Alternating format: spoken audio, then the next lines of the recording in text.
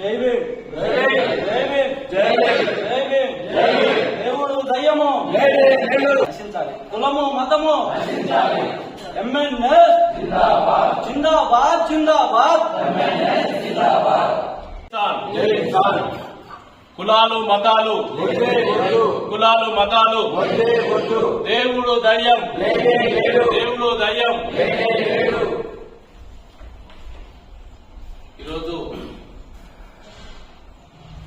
MNS సభ్యులందరికీ జై భీములు, జై ఇన్సాన్. నేను నా పేరు డేవిడ్ రాజు, వనపర్తి డిస్టిక్, కొత్తకోటమ. అయితే నాకు దాదాపుగా అన్న బైరి నరేష్ ద్వారానే నేను మూఢనమ్మకాలు నమ్మకూడదనేది నేను నేర్చుకున్నా. అంటే ఆల్రెడీ నాకు అటువంటి ఏం లేవు, కానీ ఈ ఐడియాలజీ అనేది ఈయన ద్వారానే నేను నేర్చుకున్నా. అయితే నేను ఈ 4 రోజుల శిక్షణా శిబిరానికి రావాలని చాలా ఆశ ఉండే, కానీ నేను ఇల్లు కన్స్ట్రక్షన్ పెట్టుకున్నందుకోసం ఒక 2 రోజుల నుండి నేను నిన్న అర్లీ మార్నింగ్, అంటే అక్కడి నుంచి రావడం లేట్ అవుతుందని మా ఫ్రెండ్ ఇక్కడనే ఉంటే ఆడ మొన్న నైట్ వచ్చి మళ్ళీ నేను ఇక్కడ రావడం జరిగింది. అయితే నేను వాస్తవంగా నేను అన్నతోడు మా దగ్గర కూడా చెప్పిన, ప్రతి క్షణం అంటే మనమైతే ఇక్కడ ఆయన అంటే మనం ఒక మీటింగ్ లో పోతున్నాం అంటే మనం ఏమనుకుంటాము, ఎవరో వచ్చి సభల ఒక 2-3 ప్రముఖ స్పీకర్లు ఉంటారు. ఆ స్పీకర్లు చెప్పేది మనం అందరం కూర్చోవాలి, వినాలి, మన అంతవరకే ఉంటుంది. అంటే వాళ్ళు చెప్పేది విని మనం వెళ్ళిపోయే వరకే ఉంటుంది. అంటే ఒక మీటింగ్ లాగా, బహిరంగ సభల్లాగా పెట్టడం, వెళ్ళిపోవడం, ఇది ఒక వెరైటీగా అందరం కలిసినట్టునే ఉంది.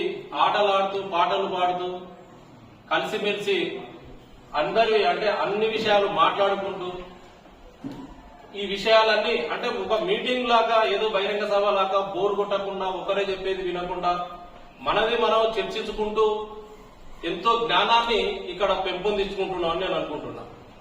ఇంకొక విషయం ఏంటంటే, ప్రతిదీ నేను నైటు పోయి పడుకున్నా ఈ ఆటలు ఆడుతుంటే, కానీ మళ్ళా మీటింగ్ అన్న మాటలు 2 మాటలు పైన అనుకున్నా వినే వరకు మళ్ళా ఎక్కడ మిస్ అవుతానో 2 మాటలని కూడా రావడం వల్ల చాలా వరకు నేనైతే జ్ఞానం పొందినాం.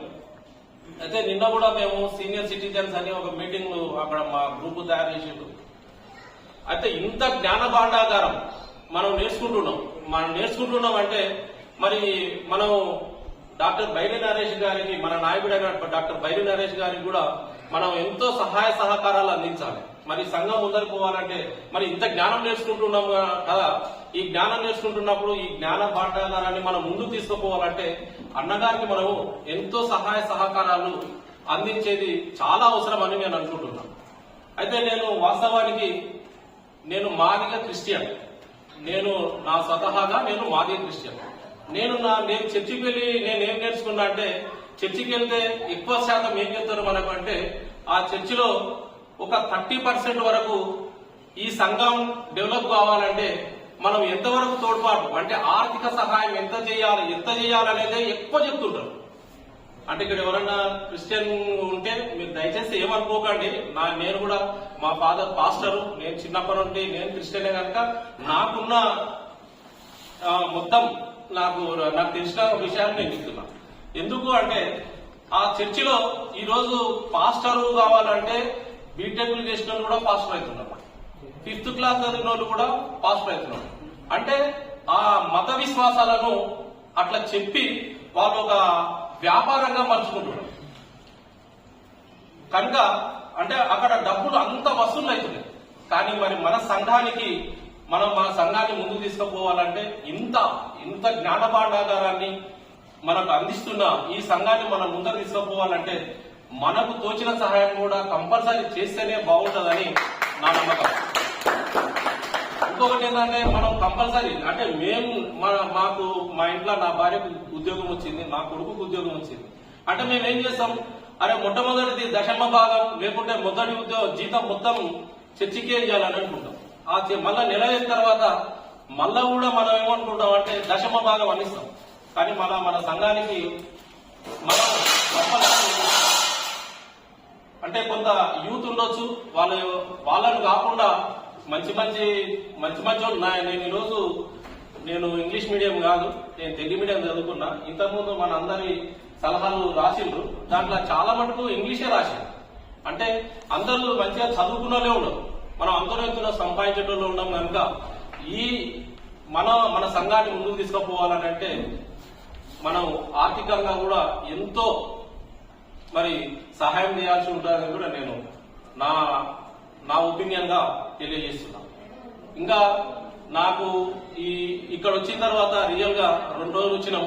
ఈ 2 రోజుల్లో నేను ఆ 2 రోజులు ముందు 2 రోజులు కూడా మిస్ అయినా అనుకోవడం కూడా నాకు చాలా బాధ అనిపిస్తుంది. కాకపోతే నాకు కంపల్సరీ రావాలనే ఉండేది, కానీ నేను మిస్ అయిపోయినా అనే ఒక జత కోల్పోయినా అనేది ఒకటి ఉంది. అయితే ఇక ముందు కూడా రేపటి నాడు ఇంకా ఏమన్నా నేనైతే ప్రతిదీ ఇప్పుడు మన వంటలు ఈరోజు టిఫిన్ చేస్తే చాలా బాగుంది. ఇంకా నేను అంటే నిన్ననే మస్తు చెప్పిండ్రు వంటల గురించి, మనకు అవసరం లేదు, కానీ వంటల కాడికి చూస్తే ప్రతి ఒక్కటి మనకు చాలా చాలా మంచిగా ఉంది. నాకైతే ప్రతిదీ ఇక్కడ నుంచి మన సంఘం అంటే కూడా ఎక్కడ విడిపోకుండా అందరం ఉండాలని అనుకుంటున్నాం. నేను నిన్న సీనియర్ సిటిజన్స్ కూడా ఏం చెప్పినట్టే, మన సంఘం డెవలప్ కావాలంటే కూడా ఎక్కడైతే ఇప్పుడు రాజకీయ నాయకుడు ఉంటాడు, ఆ రాజకీయ నాయకుడు ఆయన ఏం చేస్తాడు, ఒక వ్యక్తి చనిపోతేనో ఒక పెళ్లి కార్యక్రమం అయితేనో కంపల్సరీ అక్కడ అటెండ్ అవుతాడు. అట్లా మనం కూడా అంటే మనం అంటేనే ఇప్పుడు నాకు తెలిసినంత వరకు మా ఏరియాలో మా కొత్తకోట్ల మొత్తంలో 1-2 ఉన్నాం, పెద్ద జనాభా. అంటే ఒక 1% కూడా మనం లేనప్పుడు మనల్ని ఒక వింతగా చూస్తారు జనాలు, వీడేదో దేవుడు లేడు అని అంటున్నాడు. మా దగ్గర అయితే మేము క్రిస్టియన్ కమ్యూనిటీ కదా, 99% ఇండ్లు మొత్తం అవి ఎస్సీ కమ్యూనిటీ మొత్తం చర్చికే వెళ్తాం, నేను మాత్రమే చర్చికి వెళ్తాను.